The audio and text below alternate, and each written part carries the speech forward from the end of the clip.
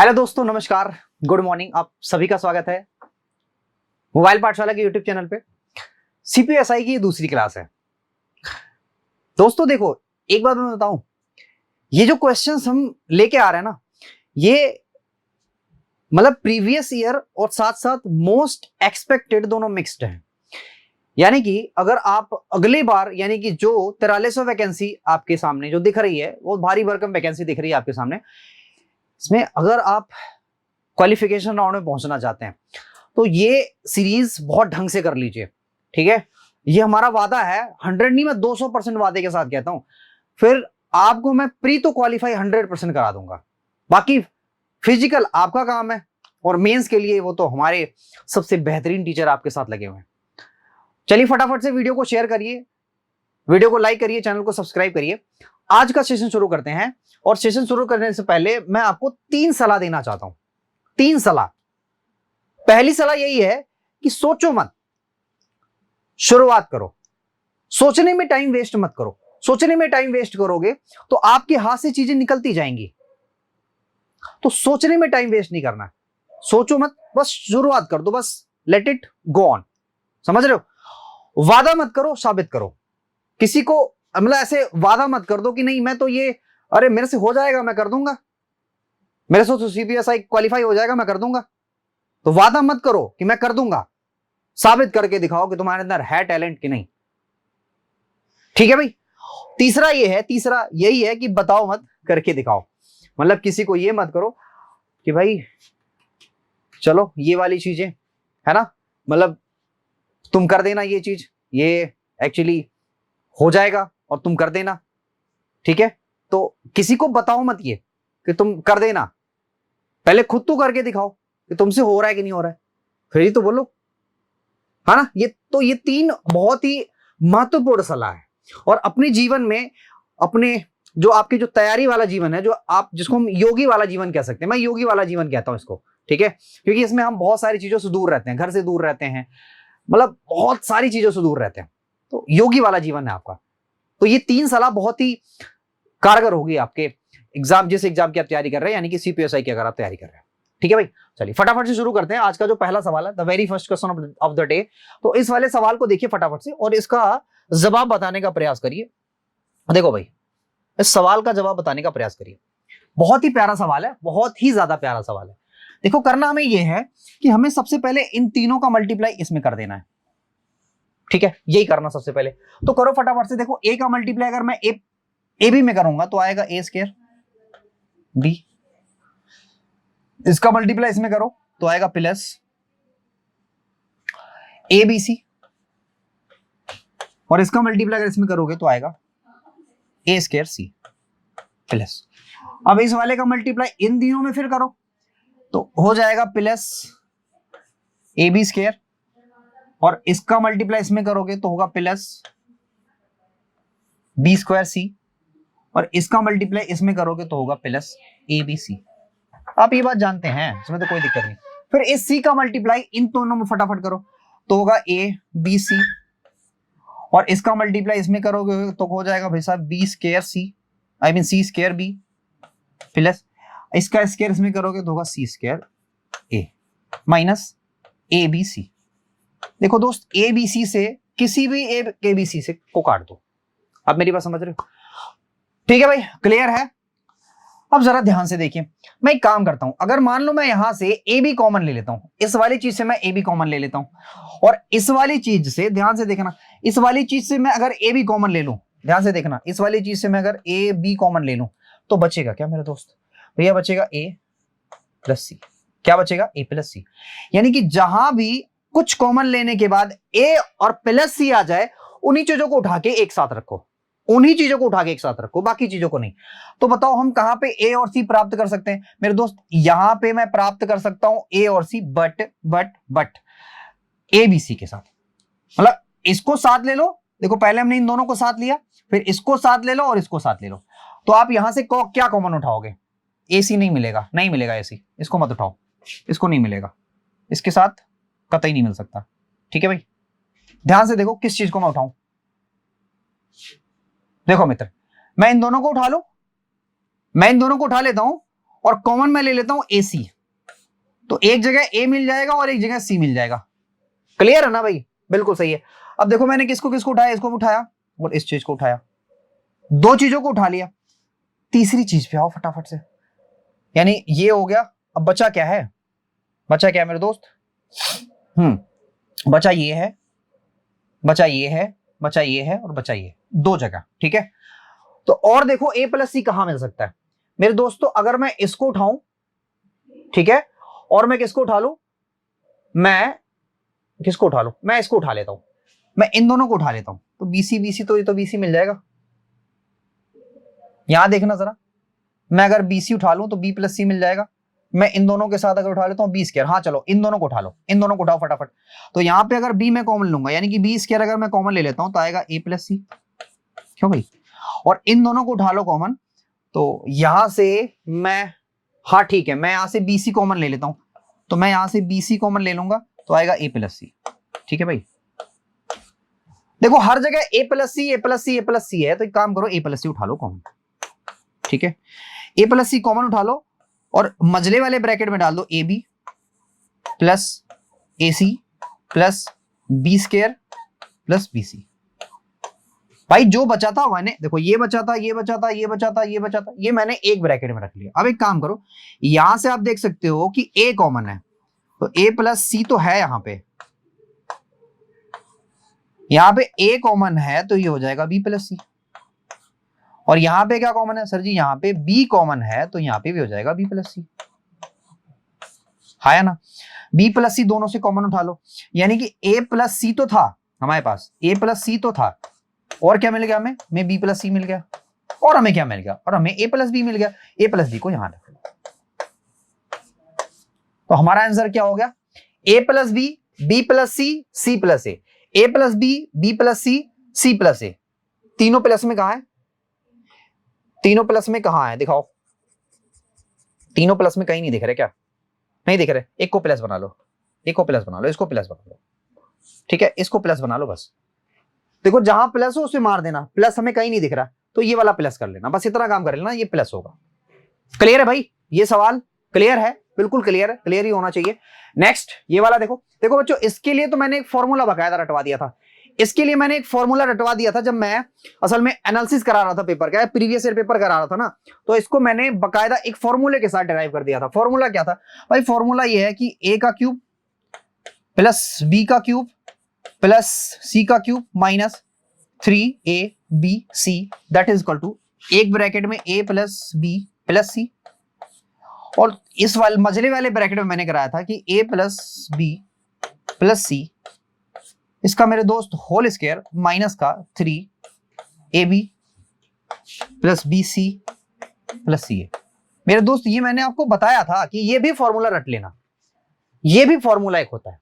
ठीक है, अगर आप में से कई लोग नहीं जानते हैं तो इसको रट लेना, बस इसको एज इट इज ही रख देना, ये भी एक फॉर्मूला होता है।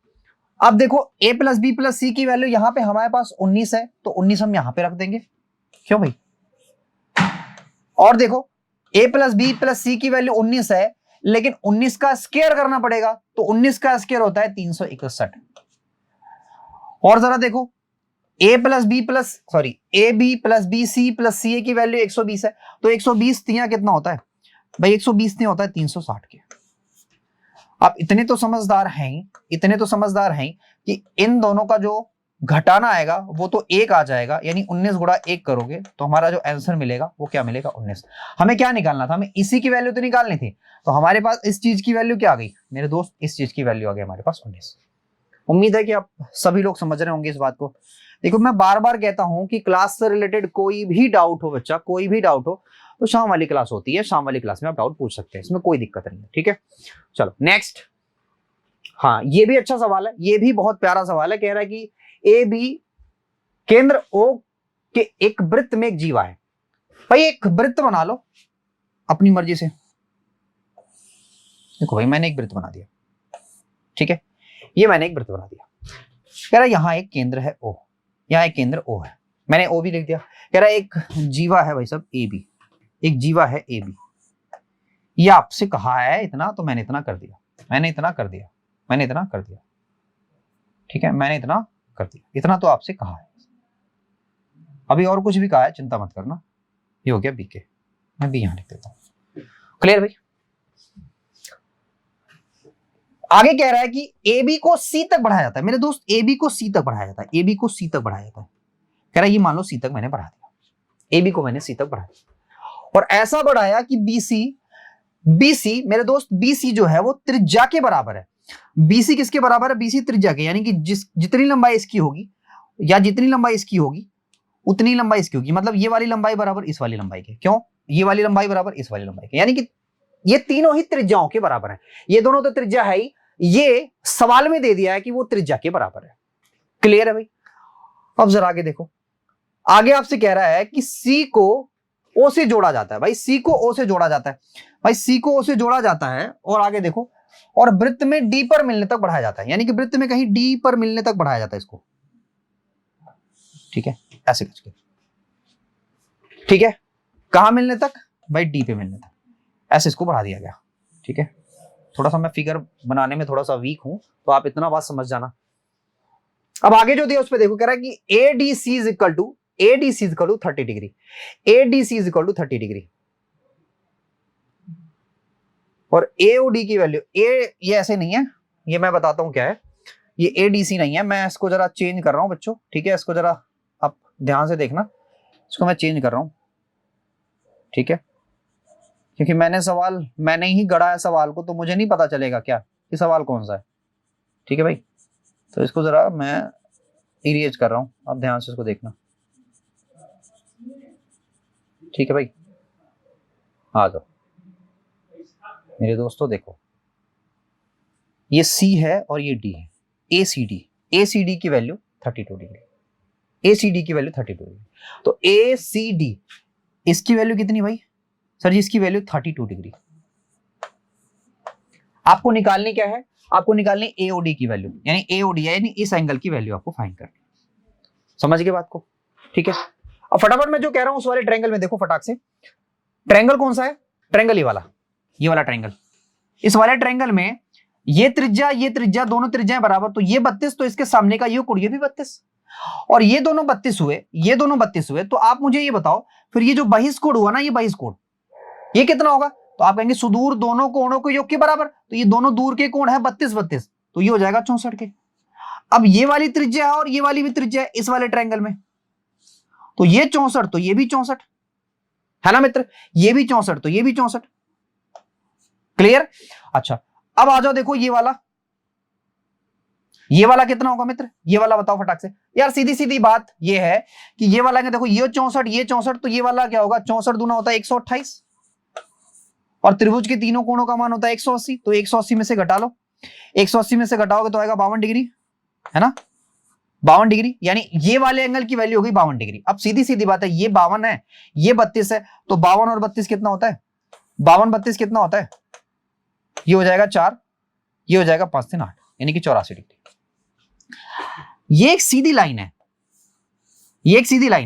यहां से लेके ये वाला एंगल, यहां से लेके ये वाला एंगल हमने क्या निकाल लिया? 84 डिग्री। तो आप बताओ ये वाला एंगल कितना होगा? क्योंकि सीधी रेखा पे 180 डिग्री का एंगल बनता है, ये इतना 84 है, तो ये इतना कितना होगा भाई? सब 96 होगा। सीधी सीधी बात है, क्योंकि टोटल मिलके 180 होनी चाहिए। तो इसी एंगल की तो वैल्यू पूछ रहा था, क्या हो गया? 96। ठीक है, अगले सवाल पे चलते हैं। अरे गजब सवाल है यार ये, मतलब 1 नंबर तो पक्का इससे। मेरे दोस्त लिख के ले लो कि 1 नंबर 100%, 1 नंबर तो 100% तुम्हारा आएगा ही आएगा। 100% मैं कह रहा हूं 1 नंबर तुम्हारा आएगा ही आएगा, इसमें कोई भी शक नहीं है मेरे दोस्त, कोई भी शक नहीं है कि 1 नंबर में ये सवाल नहीं आएगा। करना क्या है? सबसे पहले फटाफट से काम कर लो। रूट यहां है तो पूरे में रूट लगा लो, 1/17 17 प्लस 12 रूट का 2। परमीकरण कर दो फटाफट। परमीकरण करोगे तो 17 होगा 289 के। अरे पहले परमीकरण तो करो, यानी कि 17 माइनस 12 रूट का 2। मेरे दोस्त ये होगा 289 289 और माइनस ये होगा 288। कितना होगा? 288। ये वाले अच्छा रूट पूरा है, चलिए भैया ये हो जाएगा 1 के, लेकिन ऊपर रह जाएगा कुछ 17 माइनस 12 रूट का 2। अब एक काम करो, इसको परफेक्ट स्क्वायर में फटाफट से बनाओ। परफेक्ट स्क्वायर में तो परफेक्ट स्क्वायर में बनाने के लिए हमें पता है कि हमें इसको ब्रेक करना पड़ेगा, इस वाली चीज को हमें ब्रेक करना पड़ेगा, और इस वाली चीज को 2ab में ब्रेक करना पड़ेगा, 2 इंटू ए। तो ए को देखो, मैं ध्यान से सुनना, मैं इसको 4 को मतलब 2 को मैं अंदर ले जा रहा हूं, 2 को मैं अंदर ले जा रहा हूं। तो अगर 2 को मैं अंदर ले जा रहा हूं, पहली बात तो 2 तो मैंने निकाल दिया, 2 तो मैंने देखो 12 में से अगर मैंने 2 निकाल दिया तो मेरे दोस्त यहां बचा 6। अब 6 को मैं 2 भाग में तोड़ रहा हूं, एक 3 और एक 2 में, और इस 2 को मैं ले जा रहा हूं अंदर। तो 2 जब अंदर जाएगा तो स्क्वायर में जाएगा, यानी कि 2 दूना 4 में जाएगा, तो 4 दूना 8। और मैं क्या कर रहा हूं, और मेरे दोस्तों मैं 3 को ऐसे ही रख रहा हूं, तो आप जरा देखो, ये हो जाएगा 2a, इसको a मानो और इसको b मानो, थोड़ा सा उल्टा लिख लो इसको, ठीक है भाई, थोड़ा सा उल्टा लिख लो, थोड़ा सा इसको उल्टा लिख लो, ठीक। उल्टा ये है कि इसको 3 लिख लो, इसको 3 लिख लो,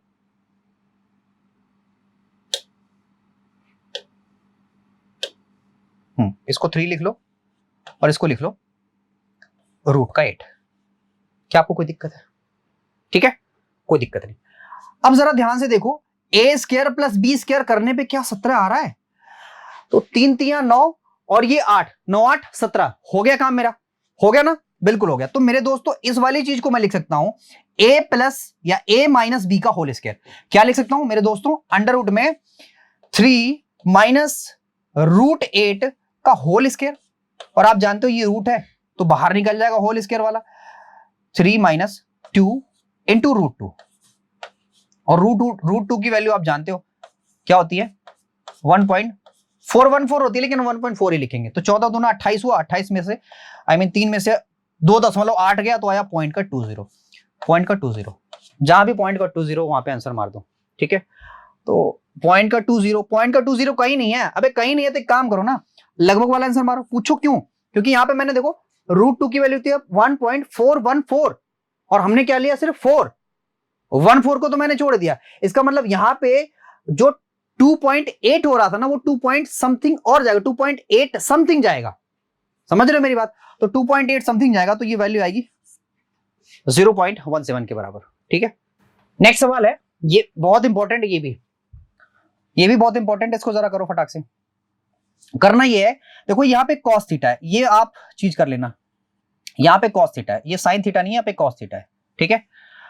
तो हमें क्या करना, हमें इन दोनों का एलसीएम लेना पड़ेगा, और इन दोनों का एलसीएम लोगे तो आप ये बात जानते होगा 1 माइनस साइन थीटा, ठीक है, और दूसरे ब्रैकेट में 1 प्लस साइन थीटा, ये इन दोनों का एलसीएम हो गया। और जब इसका इसमें गुणा करोगे तो यहां होगा कॉस थीटा, आप ये बात जानते हो ना, यहां होगा cos theta plus sine theta into cos theta. और मेरे दोस्त इस चीज का इसमें भी तो गुणा करना पड़ेगा, यानी प्लस का कॉस थीटा, और ये माइनस इसको ये प्लस इस माइनस को माइनस कर देगा, cos theta into sine theta, ठीक है भाई। ये माइनस ये प्लस, ये तो कैंसिल आउट हो गया। अच्छा, ये बराबर 4 के है, याद रखना यहां पे ये वैल्यू, तो ये आएगी 2 कॉस थीटा, और आप ये बात जानते हो कि ये 1 minus sine theta 1 plus cos theta, यानी इसको हम लिख सकते हैं 1 minus sine square theta that is equal to 4k।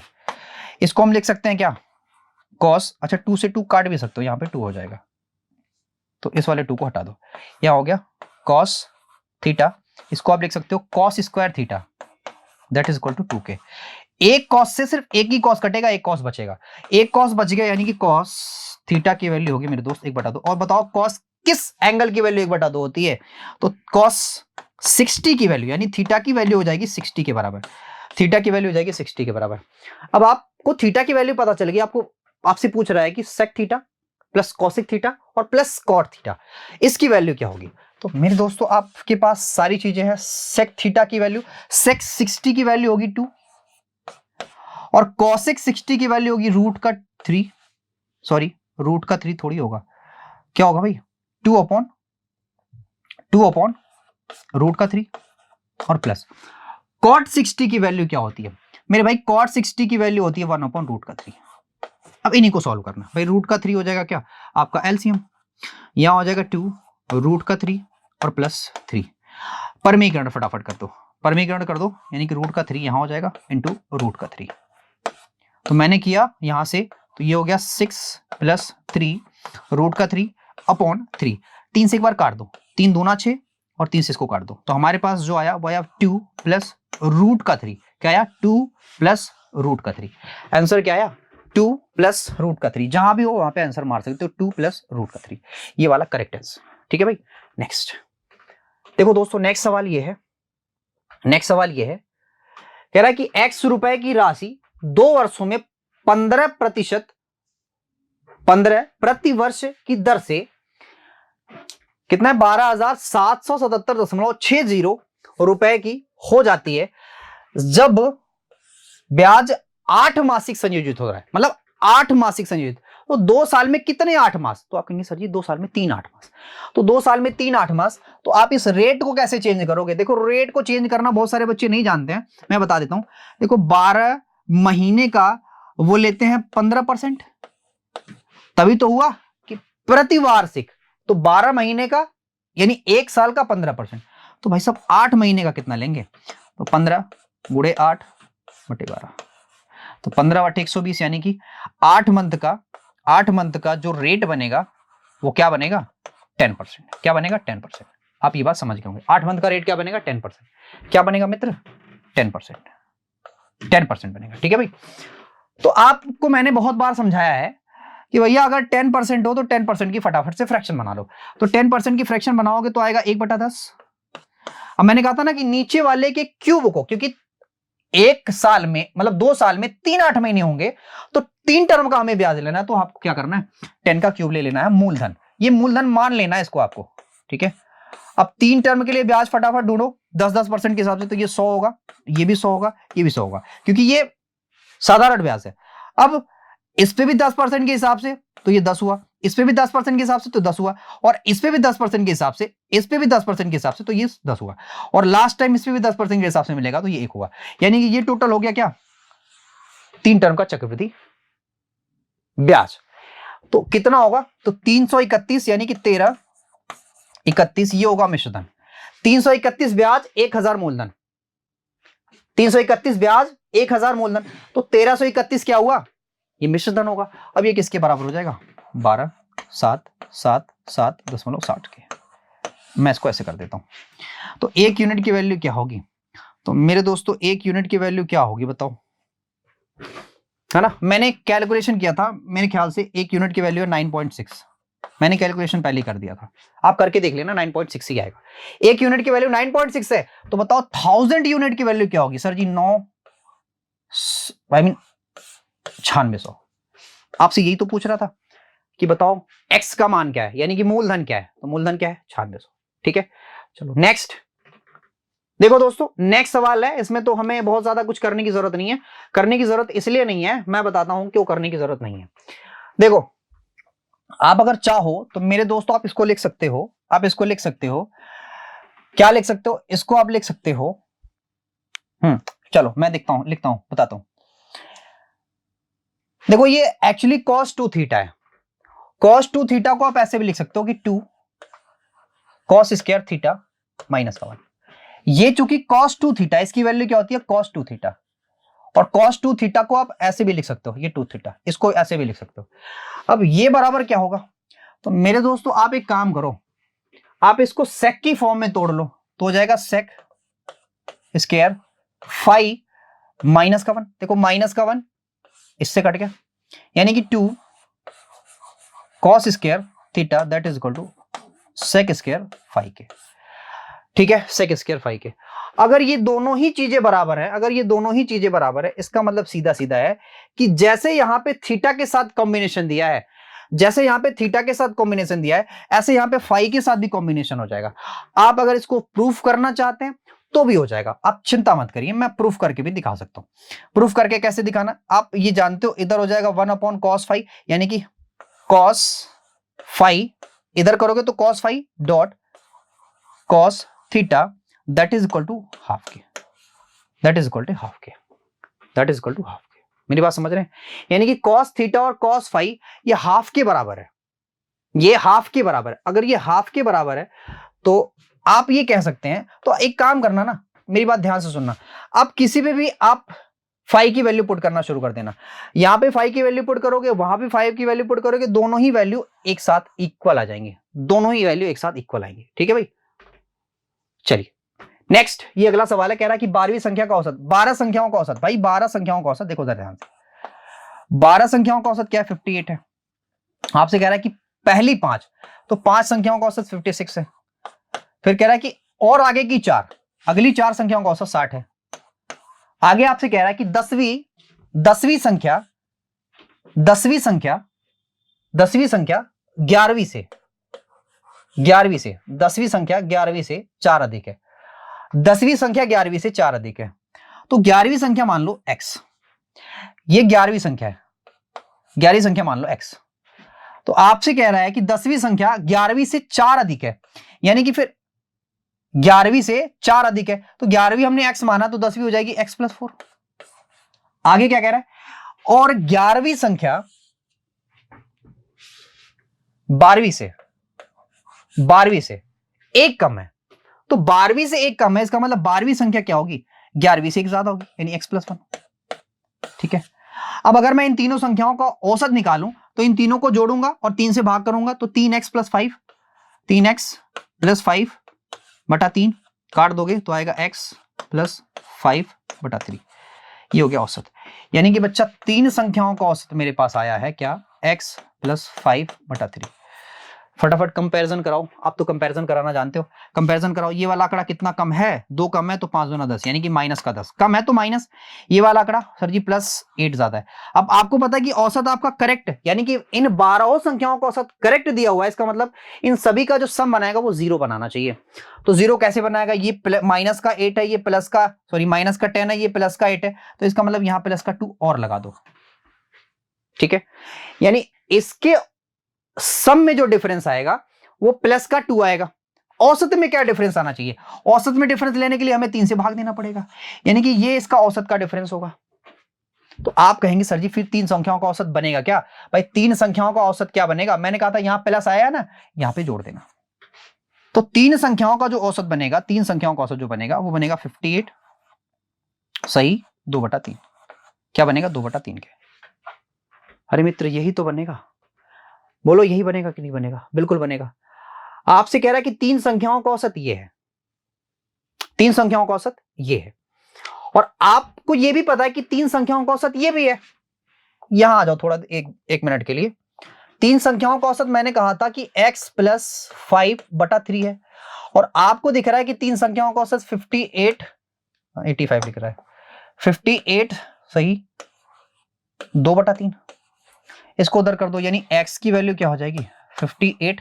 इसको उधर कर देना, तो उधर कर दोगे तो आएगा क्या सर जी? माइनस का 3/3, यही तो आएगा माइनस का 3/3। तो 3/3 घटाओगे 1 आएगा, यानी x की वैल्यू कितनी आ गई? 57। x की वैल्यू 57 मेरे दोस्त, x की वैल्यू कितनी आ गई? 57 आ गई। ठीक है, x की वैल्यू 57। तो भाई मेरे x की वैल्यू ध्यान से देख लो, x की वैल्यू अगर 57 है, x की वैल्यू अगर 57 है, ये 57 है, तो ये कितनी होगी भाई? ये होगी 58, और ये कितनी होगी? 4 ज्यादा, यानी कि 61। आपसे क्या कह रहा है? 10वीं और 12वीं का औसत, तो 10वीं और 12वीं को जोड़ लो। 10वीं और 12वीं को जोड़ोगे तो आएगा कितना? 8 और 1 9, और 6 5 11, यानी 119। 119 बटा 2 कर दो, तो 2 करोगे तो 2 पंजे 10। ठीक है, 2 पंजे 10, 2 9 18। ठीक है भाई, कितना आया? 59.5। ये करेक्ट है। क्लियर? चलो नेक्स्ट। अब ये तो बहुत आसान सवाल मिल गया हमें, है ना?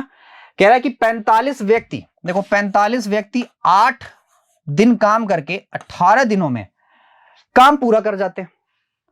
फिर कह रहा है कि 20 आदमी, देखो 20 आदमी 9 घंटे काम करके, प्रतिदिन काम करके समान कार्य के 2/3, भाई समान काम नहीं है ये, 2/3 काम है, 2/3 काम को मेरे दोस्तों कितने व्यक्तियों के साथ खत्म करेंगे? बस इतना ही सवाल था। ठीक है, तो मैं क्या करूं बताओ जरा? करता ये हूं कि इसमें से इसको मैं काट देता हूं, 9 दूना 18 के, और 2 से मैं इसको काट देता हूं। ठीक है, यहां हो गया 10 के, और 3 से मैं इसको काट देता हूं, या 3 से नहीं काटता हूं, पहले मैं 45 दूना करता हूं 90। ठीक है, ये 0 से मैं 0 काट देता हूं, ये तो कट गया पूरा। 3 से मैं 3 को काटूंगा, बचेगा 3, तो 8 3 24, तो उस क्वेश्चन मार्क की वैल्यू क्या आ गई 24। हमें सिर्फ क्वेश्चन मार्क की वैल्यू निकालनी थी, हमारे पास क्या आ गया 24। आसान था ये बिल्कुल। नेक्स्ट सवाल है, देखो ये मैंने कहा था ना, मैं बार बार कहता हूं ये सवाल बहुत इंपॉर्टेंट है, बहुत इंपॉर्टेंट है, बहुत इंपॉर्टेंट है, तो आप मानते नहीं हो, बट ये देखो बार बार आता है, बार बार आता है, मैं बार बार कहता हूं इंपॉर्टेंट है। आपसे कह रहा है कि एक व्यक्ति अपने आय का 25% बचत करता है। मेरे दोस्त 25% की फ्रैक्शन होगी 1/4, यानी कि अगर उसकी इनकम 4 है, ठीक है, तो वो 3 खर्चा करता है और 1 बचाता है। ये इनकम है, इनकम है, ये एक्सपेंडिचर है, और ये सेविंग है। यहां मैं 00 बढ़ा सकता हूं, आपकी मर्जी से बढ़ा सकते हो सर जी। कह रहा है कि आय में 20% की वृद्धि, भाई आय में अगर 20% की वृद्धि होगी तो फटाफट बताओ कितना होगा सर जी, 80 हो जाएगा। 20% की वृद्धि मतलब 80 तो होगा, ठीक है। फिर कह रहा है वृद्धि हो जाती है, फिर भी पहले के समान बचत करता है, फिर वो पहले के समान ही बचत करता है, यानी कि जितना बचत आज कर रहा था उतना ही बचत करता है, यानी कि बचत में कोई परिवर्तन नहीं होता, बचत में कोई परिवर्तन नहीं होता, बचत में कोई परिवर्तन ही नहीं होता। इसका मतलब क्या है कि मेरे दोस्तों वो 80 कमा रहा है ज्यादा, तो 80 फूंक भी डाल रहा है, जितना कमा रहा है उतना फूंक दे रहा है, समझ रहे हो। तो फूका कितना 80, और किस पे फूका मेरे दोस्तों 300 पे, किस पे फूका 300 पे, पूरा 100, बस ये कट गया, ये कट गया। तो 80/3 को आप क्या लिख सकते हो, तो 3 दूना 6, बचा कितना 2, अब 3 9 27 होगा, 3 9 27, अरे एक सेकंड रुकना जरा, 3 दूना 6 हुआ 20 हुआ, 3 छक्के 18, सॉरी भाई 3 छक्के 18 होगा, एक सेकंड वही तो देख रहा हूं, 3 छक्के 18, 3 छक्के 18 होगा, और 2/3 इतना परसेंट, तो 26 सही 2/3, कहां पे देखो ये रहा 26 सही 2/3, ये वाला करेक्ट आंसर है। तो क्लियर है भाई, तो आज के सेशन में इतना ही रखते हैं, मिलते हैं आपसे नेक्स्ट सेशन में। लेकिन आप सभी लोग वीडियो को लाइक करना, शेयर करना, सब्सक्राइब करना चैनल को। Thank you very much, bye bye, take care.